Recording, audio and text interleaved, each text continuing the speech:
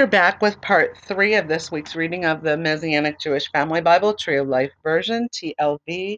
And this week we are reading chapters 13 to 24 of Deuteronomy. And we just finished chapter 16 at the end of part 2. So we're going to begin chapter 17. Investigations and witnesses. You are not to sacrifice to Adonai your God a bull or a sheep that has a defect or anything bad, for that would be an abomination to Adonai your God. Suppose there is found in your midst within one of your gates that Adonai your God is giving you, a man or woman who does what is evil in the eyes of Adonai your God by transgressing his covenant. This person goes and serves other gods and worships them, the sun or moon or any other of the heavenly host, which I have not commanded. It is told to you, and you have heard about it, and you investigate thoroughly, and indeed it is true, and the thing certain, this abomination has been done in Israel. Then you are to bring out to your gates the man or woman who has done this evil thing, and stone the man or that man or woman with stones to death by the word of 2 or 3 witnesses. The one who is to die is to be put to death. No one is to be put to death by the word of one witness. The hand of the witnesses is to be put first. It is to be first to put him to death, and afterward the hand of all the people. So you are not to purge the evil. I'm sorry. So you are to purge the evil from your midst. So what he is trying to say is, one person can't come like to the judges and say, oh, this so and so did this, and he was he was worshiping false idols, because maybe that one person doesn't like the other person. So he's actually setting this up that there has to be a system where there are more than one witness to prove innocence or guilt is what is happening here, because that sort of thing can happen, that somebody can maybe try to set somebody up. And as we see later, that does happen with Yeshua, actually, and he is lied about. Um, but there was 2 witnesses, um, and they made certain that there was 2 witnesses there. Suppose a matter arises that is too hard for you to judge over bloodshed, legal claims, or assault, matters of controversy within your gates, then you should go up to the place that Adonai your God chooses, and come to the Levitical Kohanim and the judge in charge at that time, and you will inquire, and they will tell you the sentence of judgment. You are to act according to the sentence that they tell you that place Adonai chooses, and take care to do all that they instruct you. You are to act according to the instruction they teach you and the judgment they tell you. You must not turn aside from the sentence they tell you to the right or to the left. The man who acts presumptuously by not listening to the Kohen who stands to serve there before Adonai your God, or to the judge, that man must die. So you are to purge the evil from Israel. Then all the people will hear and be afraid and not act presumptuously again. Torah for kings. When you come to the land that Adonai your God is giving you, possess it and dwell in it. And you say, I will set a king over me like all the nations around me. You will indeed set over yourselves a king, whom Adonai your God chooses. One from among your brothers will be appointed as king over you. You may not put a foreigner over you who is not your brother. Only he should not multiply horses for himself or make the people return to Egypt to multiply horses, because Adonai has said to you, you must never go back that way again. Nor should he multiply wives for himself. Think about Solomon in the future. That's a spoiler alert. So that his heart does not turn aside, nor multiply much silver and gold for himself.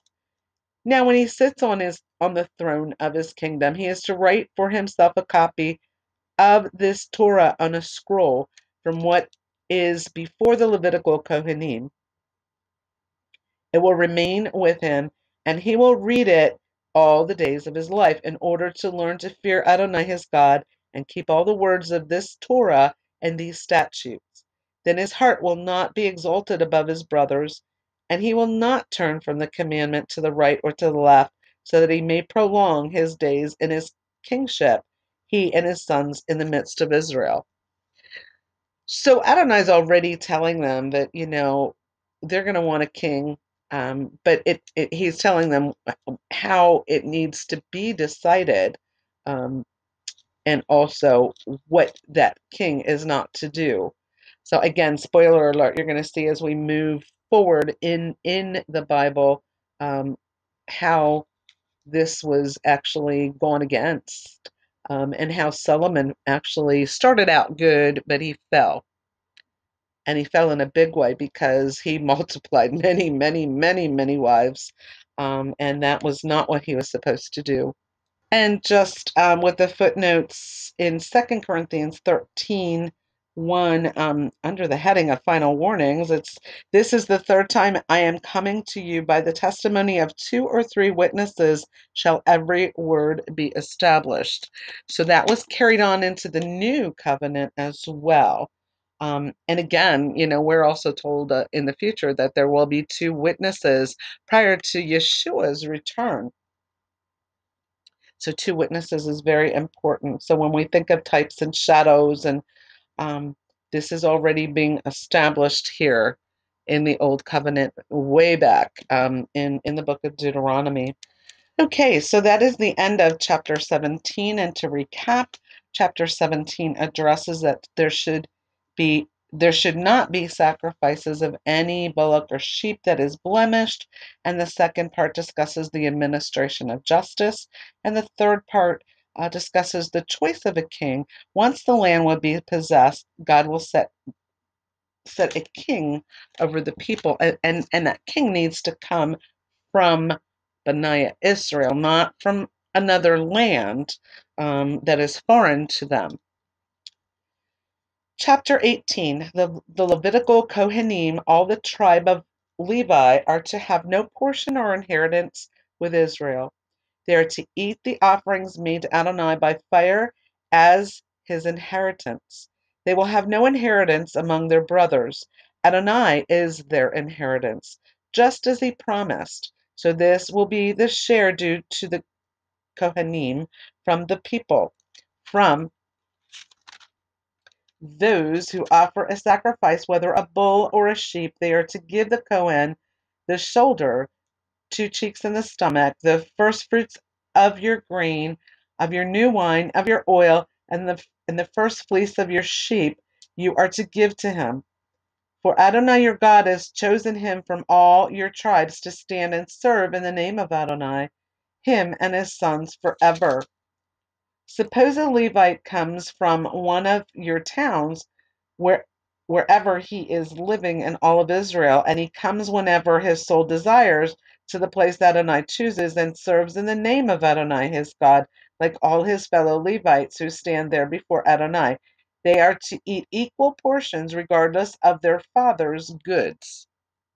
And there's a footnote referring to 1 Corinthians 9, verse 13. Don't you know that those who perform the holy services eat from the temple, and those who wait on the altar receive a share at the altar? So that continued into the new covenant as well. The next part of chapter 18 is titled Occultism is Loathsome to Adonai. When you enter the land Adonai your God is giving you, you are not to learn to do the abominations of those nations.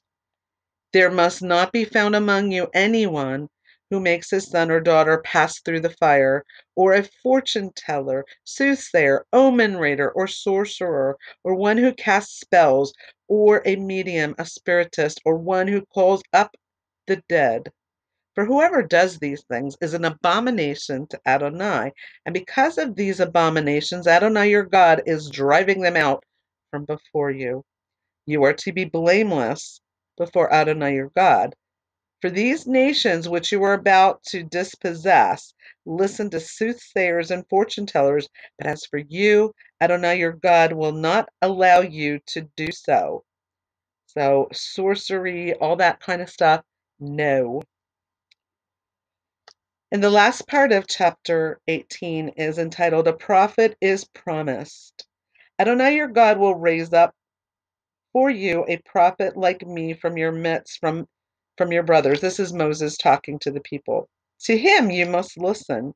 This is just what you asked of Adonai your God in Horeb on the day of the assembly when saying, I cannot continue to hear the voice of Adonai my God or see this great fire any more, or I will die. Adonai said to me, they have done well in what they have spoken. I will raise up a prophet like you for them from among their brothers. I will put my words in his mouth, and he will speak to them all that I command him. Now, whoever does not listen to my words that this prophet speaks in my name, I myself will call him to account. But the prophet who presumes to speak a word in my name, which I have not commanded him to speak, or who speaks in the name of other gods, that prophet will die. Now, should you say in your heart, how would we recognize the word that Adonai has not spoken? When a prophet speaks in Adonai's name and the word does not happen or come true, that is a word that Adonai has not spoken. The prophet has spoken it presumptuously. Do not be afraid of him. So he's telling them how to discern between false prophets as well, who they may encounter in the land. That he himself would be speaking through these prophets. He really, really wanted a relationship with his people, but his people actually did not want a relationship because they became fearful at the sight of the fire and the quaking of the mountain, and they decided that they would rather hear what Adonai had to say through Moses um, or through someone else, but they could not endure it themselves. So they passed off a chance of having a relationship with God, which is something that He has been trying to do, and we can have a relationship with our Father today, and that is through Yeshua that we can actually come to Father God ourselves. um, so but anyway, he's clearly saying that yes, he will appoint people to speak in his name, but that they need to be discerning, that there are people that may speak in his name that are not actually getting word from him, and they may twist things and lead them in the wrong direction, and if it isn't 100% accurate, then they're false, is what he is saying. Yeshua also warned us about false prophets, and of course, in the end times, how they would ramp up even more so, and actually tell us to be following after false Christs, and saying that, I'm sorry, I had to pause there for a minute. I was losing my voice. Um, so even Yeshua said there will be false prophets saying, look, he is in, and this is actually in Matthew 24, verse 26. So if they say to you, look, he is in the wilderness, do not go out. Or, look, he is in the inner rooms, do not believe it. For just as lightning comes from the east and flashes as far as the west, so also will be the coming of the Son of Man. What he's saying is there's going to be a lot of false prophets, well, even people calling themselves him, saying that he's in the wilderness. Look, and we've already had false Christ, people proclaiming to be Yeshua, and they are not, for sure. But some people will go astray, and they will believe these false people. But anyway, that's a little bit of a tie-in to the New Testament, because yes, we need to be aware of that today. So that is the end of chapter 18. And just to recap, the portion for the priest is discussed. And in the second part, forbidden pagan practices are addressed. And God spoke against passing of children through the fire. And we can liken that to today's abortion, because actually what they were doing is they were sacrificing their children to gods, to Moloch, um, to Baal, And this is what God does not want. And so he definitely is against abortion. It's the same kind of practice. Dealings with enchanters or witches, wizards, etc. In the last part of the chapter, there is a promise of a prophet. And verse 18 says that I will raise them up a prophet from among their brethren like unto thee, and will put my words in his mouth, and he shall speak unto them all that I command him. And actually, that is basically they are to listen to the one that he calls up. And as we see in a spoiler alert, when we get into the prophets, how they mistreated a good majority of the prophets, and actually a lot of some of the prophets were even martyred to death, like Isaiah, and what they tried to do to Jeremiah. They didn't want to hear the truth. They didn't want to hear that they needed to repent. Pretty much when we look at today's world, we see that as well. People don't want to hear the truth. They get angry when the truth is presented to them, in light of what the Lord is saying in his holy word. They don't want to hear it. They would sooner, you know, they do all kinds of crazy stuff because they don't want to face what they're doing, and what they're doing is wrong. Um, and we live in a world where what is evil is now being called good, and what is good is actually being called evil. So our world is a little bit upside down right now, and we do have a chance of repentance and getting souls to the foot of the cross. And I will do an altar call at the end of this reading. So that's chapter 18. And I'm going to actually pause it now. We're going to come back with part 4, chapter 19, because I'm already past 17 minutes here.